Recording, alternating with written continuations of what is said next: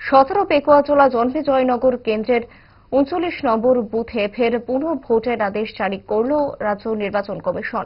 16 April সকাল 7টায় শুরু হবে ভোট গ্রহণের কাজ। ভোট চলবে বিকেল 5টা পর্যন্ত। রিটার্নিং অফিসারের রিপোর্টের ভিত্তিতেই এই সিদ্ধান্ত রাজ্য নির্বাচন কমিশনের। পুনঃ ভোটের বিজ্ঞপ্তিও জারি করে দিয়েছে কমিশন। পুনঃ ভোটে সংশ্লিষ্ট বুথের সমস্ত ভোটারদের পুনরায় নিজেদের ভোটদান করার আহ্বানও রেখেছে কমিশন। কমিশনের দাবি, ওই কেন্দ্রের ইভিএম টেম্পারিং করার চেষ্টা হয়েছে। সেই অভিযোগের খবর যাচাই করার পরে সিদ্ধান্ত কমিশনের। আগরতলায় কমিশনের সচিব অনুরাগ সেন সংবাদ মাধ্যমকে জানান,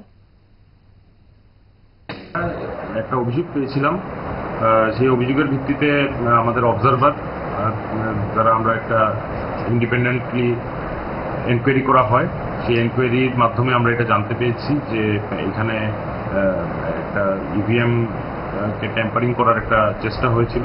তো সেই বিষয়টা আমাদের কমিশনার স্যার নোট করেছেন এবং এটার আমরা যেহেতু একটা স্বচ্ছ নির্বাচন করার জন্য আমরা চেষ্টা আমাদের সবসময় থাকে, তার জন্য সেই স্বচ্ছতা বজায় রাখার জন্য সেই পার্টিকুলার যে ভোট কেন্দ্র আছে 17/39 সেখানে আমরা রিপোলের যে চিন্তাধারা করা হয়েছে এবং সেই অনুযায়ী কমিশনার স্যার নোটিফিকেশনও ইস্যু করেছেন।